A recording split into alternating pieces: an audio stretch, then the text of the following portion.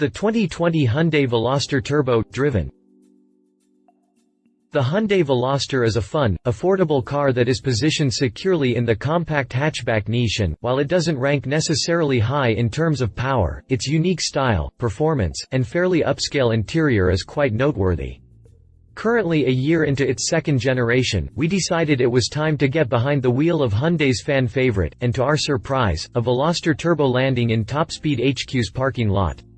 This, my friends, gave us the perfect opportunity to see how the Veloster Turbo holds water against models like the Volkswagen Golf GTI and the Honda Civic Sport Touring. This is our story after spending a week with the one and only Hyundai Veloster Turbo.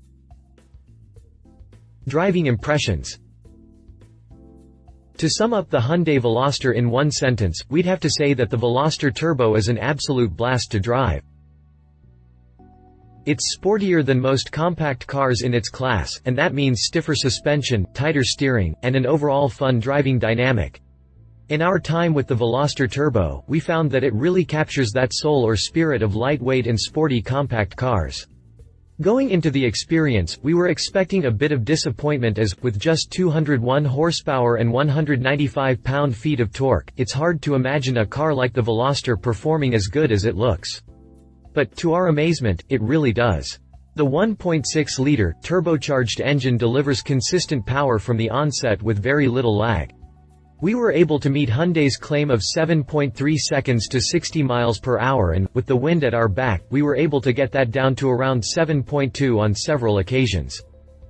At speed and during spirited driving, the Veloster Turbo remains composed as well as you'd expect, and thanks to a lack of body roll thanks stiff suspension, the Veloster is quick to evoke a sense of confidence without making you feel overconfident to the point that you want to push the car beyond its limits. We would have preferred to have the manual transmission, but the 7-speed, dual-clutch, automated manual was actually a breeze to deal with. Upshifts and downshifts came when expected with little complaint or confusion, and we even found that the car has plenty of low-end power that also makes it perfect for low-speed city driving without being too boring. You would think that with suspension stiff enough to practically prevent body roll during spirited driving the Veloster would be uncomfortable to drive in other situations. That, however, couldn't be farther from the truth. In fact, even during prolonged periods of city or normal highway driving, the Veloster Turbo remained pretty comfortable. The short wheelbase 104.3 inches does make the car more susceptible and sensitive to rougher roads, but you'll find the suspension can handle most bumps well, and you'll almost always feel comfortable. The seats are shaped just right, and we felt plenty of support for all driving conditions, but you might find the cabin gets a little noisy at highway speeds, especially if you have high-performance tires. Overall, the Veloster Turbo is an amazing vehicle for what it is. Unless you're used to driving more high-end sports cars like the Porsche 911 or Nissan 370Z, for example, you won't find yourself itching for more power or better performance, especially at this price point. Drivetrain, performance, and suspension. The Hyundai Veloster is available with two different engines below the range topping N model, a larger, naturally aspirated 2.0-liter and the performance-oriented 1.6-liter, turbocharged, inline-4. Our Veloster was the turbo, so we were lucky enough to enjoy that 1.6-liter engine, which was paired with a 7-speed automated manual transmission. This engine is good for 201 horsepower and 195 pound-feet of torque, all of which is delivered to the front wheels. These figures aren't earth-shattering, and they do fall short of a few models in this segment, but they are still respectable. Keeping things stable in corners is a 4-wheel independent suspension system and standard P225 40th Series 18-inch tires. The electric power steering system provides decent feedback and ease of maneuverability, and you'll be surprised to know that the Veloster benefits from a relatively small 34.8-foot turning circle, 1 foot smaller than the Golf GTI and nearly 3 foot less than the Honda Civic. How fast is the Hyundai Veloster Turbo? With the standard Veloster geared toward fuel economy and overall efficient driving, the 201 horsepower Veloster Turbo is designed to sit in the mid-performance range of this niche. As such, it can sprint to 60 miles per hour in 7.3 seconds and tops out right around 155 miles per hour. To put this into perspective, the VW Golf GTI makes the same run in 5.7 seconds and tops out at 154 miles per hour, while the Civic Sport Touring runs 7.1 seconds and tops out at just 125 miles per hour. The range-topping Veloster N will get you to 60 miles per hour in 5.5 seconds, so if sprint speeds are your thing, you may need to hunt down a Veloster with an N badge. Hyundai Veloster Turbo fuel economy. The Hyundai Veloster Turbo splits the difference in the fuel economy test, managing to achieve 27 mpg in the city, 34 mpg on the highway, and 30 mpg combined. This beats out the Volkswagen Golf GTI's ratings of 27.31 by a fair margin, but falls short to the Civic Sport Touring's claimed 29 mpg in the city, 38 mpg on the highway, and 33 mpg combined. What is it like to drive the Hyundai Veloster Turbo? As we previously mentioned, the Veloster Turbo doesn't win any awards in terms of power output, but its handling, quick recovery after stout bends, and confidence-inducing stability are all more than worthy of writing home about. It's not the quickest to 60 miles per hour, and you'd be hard-pressed to max out the speedo, but it is a true driver's car, maybe even much more so than the Golf GTI. The stiff suspension system keeps the car stable during high-speed maneuvers, while the 7-speed automated manual does help to ease the pain, at least to a certain extent, of not having 3 pedals. The engine is quick to respond to accelerator input, there's great feedback through the steering wheel, and the brakes feel just right most of the time. Overall, the Veloster Turbo will instill you with confidence, but not so much so that you'll actually consider pushing it beyond its limit. Ideally, it's the perfect car for someone transitioning from a low-powered economy car into something that's more powerful and performance-oriented. Hyundai Veloster interior design and technology. The Hyundai Veloster Turbo's interior is a bit of a mixed bag. Hyundai has made massive strides in terms of material quality, fit and finish, and comfort compared to the company it was 2 decades ago, but there's still a small essence of what once was. There are some nice, soft-touch surfaces here and there. The steering wheel is impressively comfortable to hold, and the contouring at 3 p.m. and 9 p.m. fit the hands perfectly. Our tester had a 2-tone interior that felt like a perfect blend of black and white, and, because our tester sat at the high end of the range, we got a few extra goodies that you wouldn't realize were available if you looked below the turbo model. The red accents on the steering wheel, various dash controls, shifter, and the seats signal that necessary feeling that you're in something that is, at the very least, angled toward performance. The perforated seats and texture of the upper dash face make the Veloster feel like it sits a little higher in the automotive food chain than it really does. The small, half-door design on the passenger side, while often a point of criticism, is actually very nice to have in the real world and makes entering the rear seat a breeze, especially for a car this size. We actually found entering the rear easier on this than on both the 4-door Golf and Civic hatchbacks. Props to Hyundai for that. Hyundai Veloster Turbo Infotainment System. The Veloster Turbo's infotainment system isn't anything super special that you should write home about, but it's not exactly a drag either. The graphics aren't the greatest, but the system is beyond easy to use, and the navigation system, only available on certain models, is simple and basic, but zero thrills means zero problems. Apple CarPlay and Android Auto connectivity are straightforward, and there is an array of USB and 12-volt charging ports scattered around the cabin. The voice recognition and command system does work well with great responsiveness but is pretty limited in terms of its capability.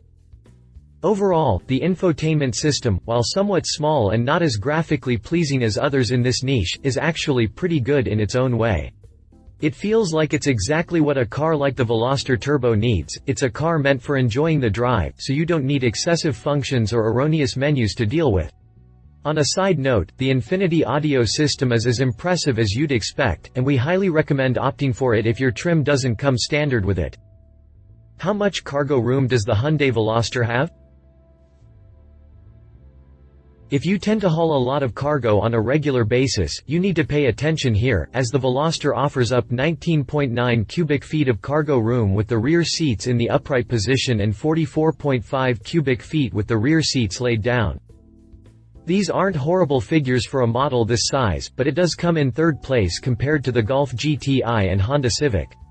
The former is good for 22.8 cubic feet in standard configuration and 52.7 cubic feet with the rear seats folded.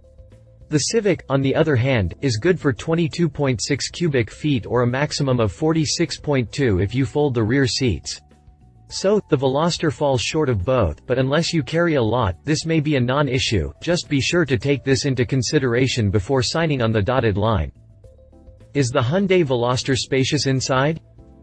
The Hyundai Veloster is smaller in terms of both length and height when compared to the Golf GTI and Civic, but you'll find that the interior is surprisingly spacious for a car so small.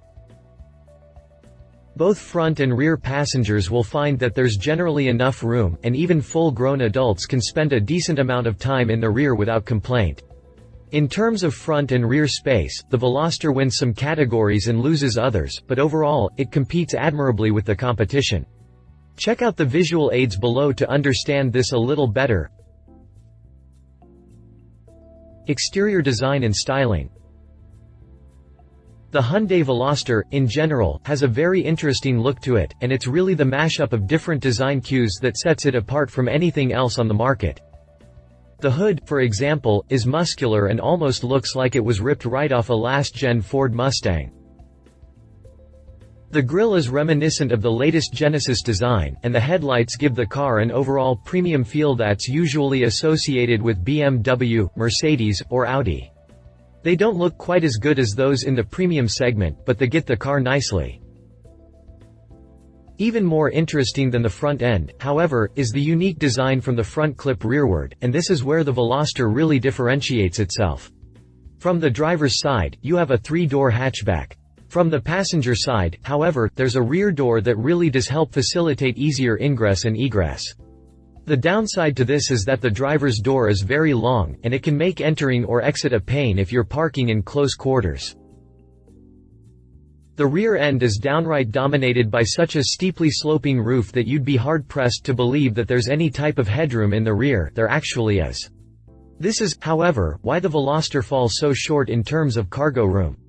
The top of the rear hatch it's almost 2 inches lower than the peak of the bent pillars up front. This gives the Veloster a very sporty appearance, no doubt, but it also means there's a very small rear hatch, and the fact that the rear fascia is so big definitely makes things look a little awkward to bystanders. Overall, the Veloster does look pretty good, and it did receive quite a bit of attention everywhere we went. It could simply be that the turbo and its more aggressive cues are somewhat rare in the area, but we like to believe it's more due to the car's unique design and exhaust note, which was also very pleasing if I do say so myself. How big is the Hyundai Veloster?